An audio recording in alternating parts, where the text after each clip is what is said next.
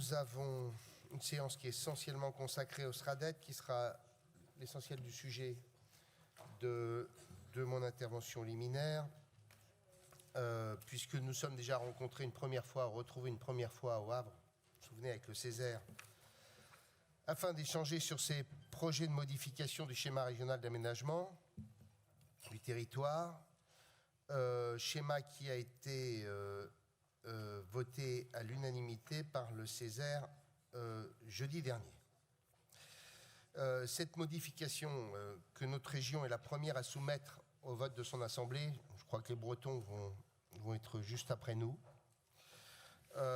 Certaines régions ont d'ailleurs pas commencé, ou presque, mais certaines régions sont assez avancées, mais nous serons la première des 13 régions métropolitaines à adopter cette modification liée à la loi climat et résilience. Il était prévu que nous nous retrouvions au mois d'avril et avec Guy Lefranc, nous avons estimé qu'il nous fallait avoir encore un bon mois de concertation, donner les rendus de nos travaux, notamment aux intercommunalités. Voilà pourquoi, et aux présidents de département, voilà pourquoi nous avons reporté ça au mois de mai. Le premier élément probablement que je voudrais indiquer, c'est que avec Guy, puisque nous avons beaucoup travaillé tous les deux sur ce sujet, nous avons cherché au maximum à éviter que le risque majeur du zéro artificialisation nette conduise la Normandie à connaître un développement qui soit très différent en fonction des territoires, puisqu'on voit bien que l'un des premiers risques du zéro artificialisation nette, c'est la concentration de l'activité dans les zones urbaines ou dans les villes moyennes. Et donc nous avons eu un objectif stratégique qui était de rendre possible autant que faire se peut la capacité de développement et d'aménagement sur l'ensemble du territoire régional, quelles que soient les perspectives de développement. C'est évident qu'il n'y a pas les mêmes perspectives de développement dans les zones industrielles portuaires ou à Épeigne, pour prendre une commune que je connais un peu. Ces deux périodes de concertation qui viennent de s'achever ont d'abord été techniques, entre avril et octobre 2022, puis politiques. Entre novembre 2022 et mars 2023, où nous nous sommes beaucoup déplacés, nous avons rencontré beaucoup d'acteurs, tant le niveau de contrainte qu'impose le zéro artificialisation nette est considérable, avec une vraie rupture culturelle qu'imposent ces règles. Nous avons rencontré l'ensemble des intercommunalités à plusieurs reprises, les départements, le monde de l'immobilier, le monde du bâtiment, les acteurs économiques, le MEDEF, les chambres consulaires. Nous avons cherché autant que possible à bâtir un projet qui soit le plus consensuel possible et un projet que nous avons voulu équilibrer en fonction des spécificités de chaque territoire, équilibré aussi en fonction des perspectives de développement.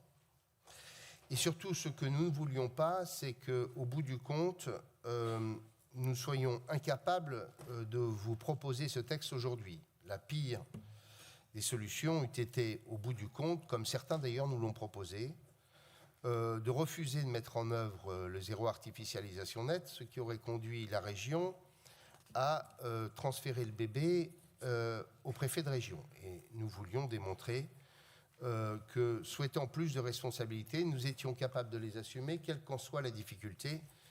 Lorsqu'on se veut décentralisateur, lorsqu'on se veut régionaliste, on doit au moins autant que possible être capable de mettre en œuvre les textes que la loi française nous impose de mettre en œuvre.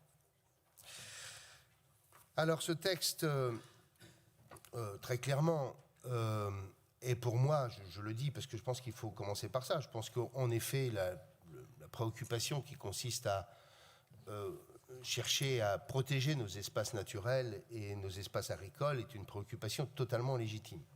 Et il est évident que l'étalement urbain gigantesque et sur le long terme fatale pour un pays qui a besoin de produire pour son agriculture et besoin de protéger ses espaces naturels.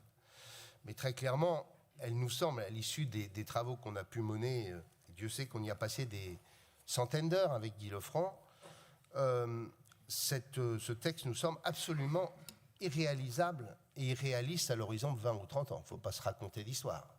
L'objectif du zéro artificialisation pure et simple à l'horizon 2050 est absolument impossible. Il est impossible lorsqu'on a comme perspective le développement industriel, la relocalisation, le besoin de greenfield pour des grandes implantations, et il est extrêmement compliqué quand on parle d'habitat et de logement. Il faut bien avoir en tête. Et d'ailleurs, cette loi a tellement été bien construite qu'à peine est-elle mise en vigueur qu'elle fait déjà l'objet d'une première modification, puisque 2 propositions de loi, une au Sénat a été adoptée, et que le groupe majoritaire à l'Assemblée nationale a lui aussi déposé une autre proposition de loi, et que le gouvernement s'est engagé auprès de Régions de France et de l'AMF de corriger aussi les décrets d'application. Mais clairement, ce texte aura une conséquence extrêmement brutale et qu'on commence à percevoir sur certains territoires, c'est la spéculation foncière, c'est l'augmentation du coût de la construction et donc au bout du compte, l'évacuation d'un certain nombre de nos compatriotes de l'accès à la propriété et à l'habitat en tant que propriétaire.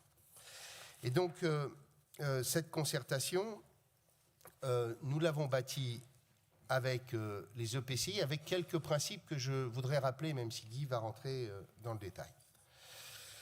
D'abord, de laisser le soin à chaque territoire de déterminer l'échelle territoriale pertinente. Nous sommes décentralisateurs, donc nous avons porté l'idée du principe de subsidiarité, donc nous avons proposé à chaque intercommunalité de déterminer l'espace dans lequel ils voulaient construire la mise en œuvre du zéro artificialisation nette. Certains ont choisi leur intercommunalité, d'autres ont décidé de s'associer entre intercommunalités, d'autres enfin ont décidé d'aller vers le SCOT, d'autres d'ailleurs ont même intégré au-delà de leur SCOT certaines intercommunalités, mais ce sont les intercommunalités qui ont décidé de leur espace, comme nous vous proposerons aussi de faire en sorte que ce soit chaque espace qui détermine leur consommation foncière.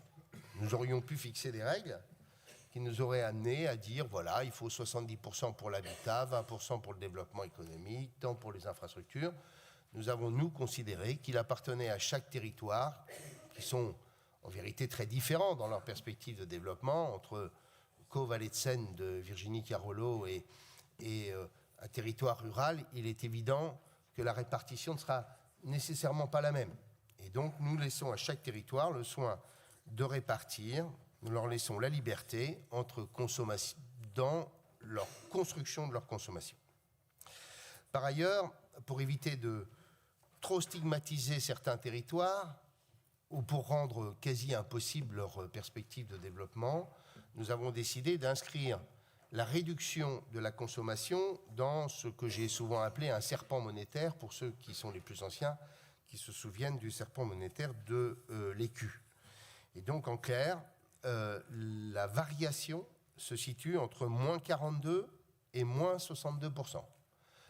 Si nous avions appliqué purement et simplement les règles, certains territoires se seraient retrouvés avec des moins 80, moins 85%. Et donc, il nous a semblé utile d'avoir un système dans lequel on permette plus de perspectives d'aménagement et de développement sur certains territoires qui en ont besoin, sans en condamner aucun. Par ailleurs, issu de la concertation, d'ailleurs, ce fut une des premières propositions qui a émané lors de notre première réunion avec les présidents des maires des départements, c'est l'idée d'avoir une enveloppe régionale, donc une enveloppe régionale qui représentera 15% des environ 6 000 hectares qui seront autorisés à la consommation sur la décennie en cours, qui permettra en quelque sorte de faire porter une partie de grands équipements et de grands aménagements sur cette enveloppe régionalisée et qui donc en quelque sorte procède d'une espèce de mutualisation pour des projets considérés d'intérêt régional.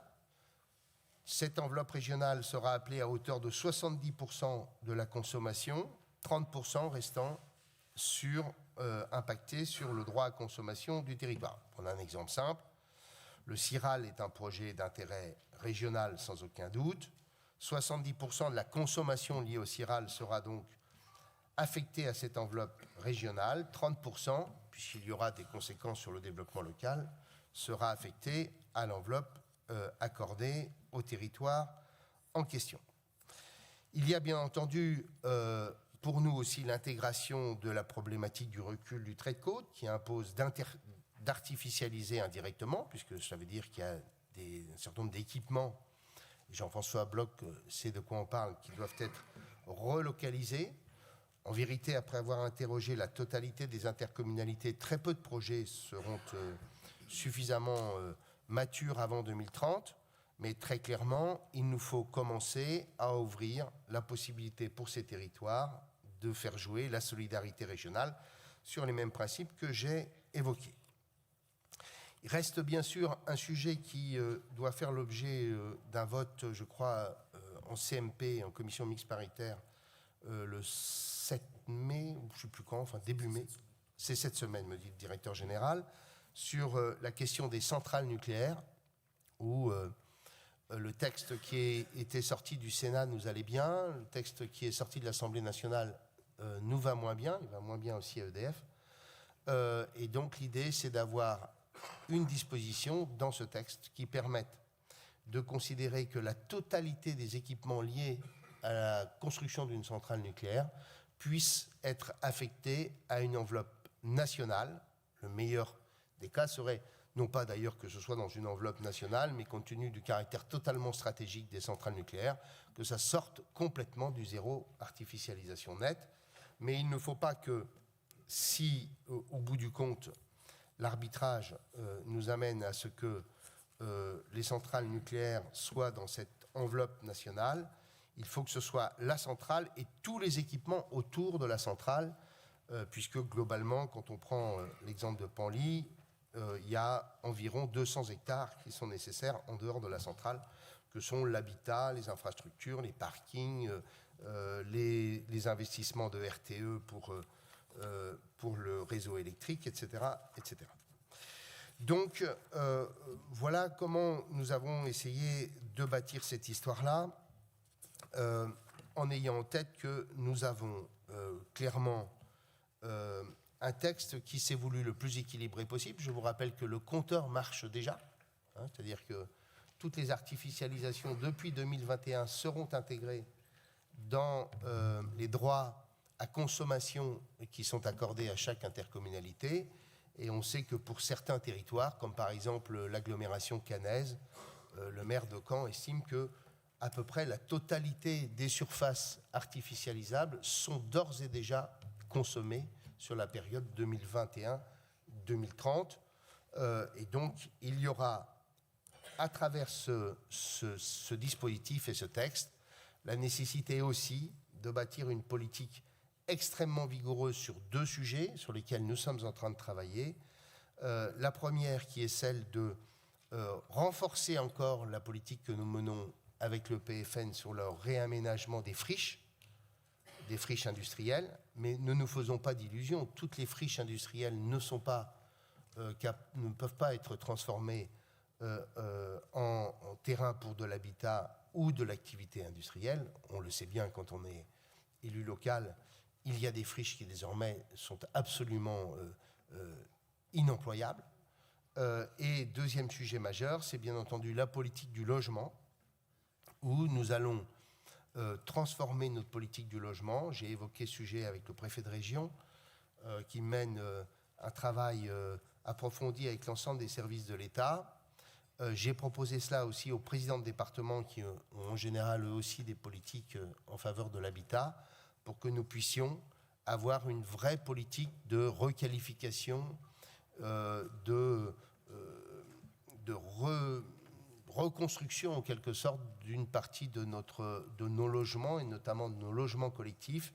Il faut qu'il puisse y avoir un vrai travail avec des mesures extrêmement incitatives pour permettre notamment d'éviter ces taux de logements vacants extrêmement élevés qu'on peut avoir notamment sur l'habitat de la reconstruction. Et donc nous aurons probablement avant la fin de l'année, une délibération à vous proposer permettant d'améliorer de façon très significative la politique en faveur de la reconversion, ou tout du moins de la remise aux normes de logements qui aujourd'hui ne sont pas appropriés.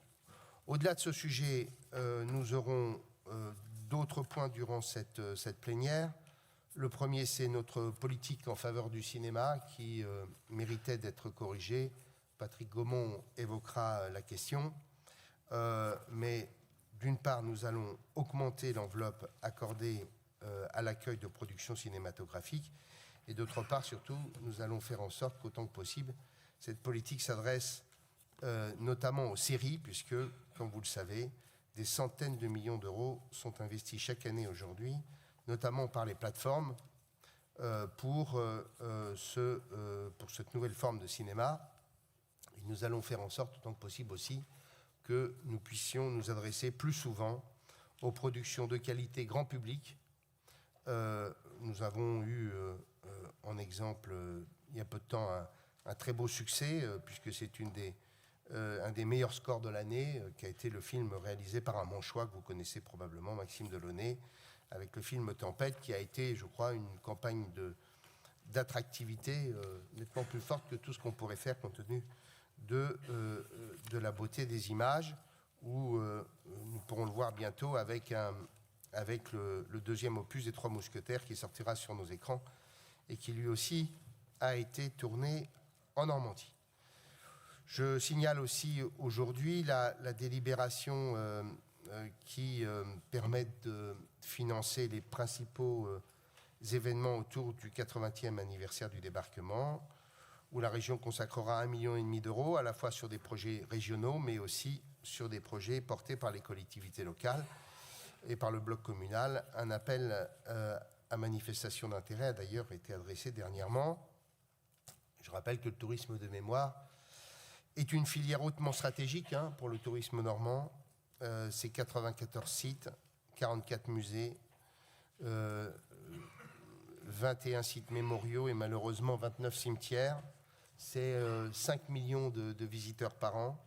C'est jusqu'à 6 millions les années d'anniversaire, avec des sites sur lesquels la région souvent investit de façon considérable. Je pense par exemple à l'ouverture dernièrement du musée d'Arromanches, où nous avons été de loin le premier financeur de sa modernisation et qui connaît un très grand succès depuis sa réouverture. Dernière délibération qui sera présentée par Aline Louis et Marie-Hélène Roux, qui consiste à pérenniser le Conseil régional des jeunes. C'est un formidable outil en matière d'engagement et d'éducation. J'ai l'occasion à chaque fois de les rencontrer plusieurs fois. 40 jeunes âgés de 15 à 25 ans et qui participent en quelque sorte à la construction des politiques régionales. C'est leur troisième mandat. Le troisième mandat commencera au 1er septembre, puisque ça dure 2 ans. On avait eu 300 candidatures. C'est un tirage au sort. Et pendant 2 années, ces jeunes sont appelés à la fois donner des avis sur les politiques régionales qui les concernent, à proposer des modifications, comme ils ont pu le faire sur la mobilité internationale, la formation des jeunes ou la transition écologique. Vous aurez d'ailleurs, lors de la prochaine séance au mois de juin, à voter 2 délibérations qui sont issues directement de leurs travaux. Voilà, mes chers collègues, ce que je voulais indiquer pour ouvrir nos débats. Je vous remercie.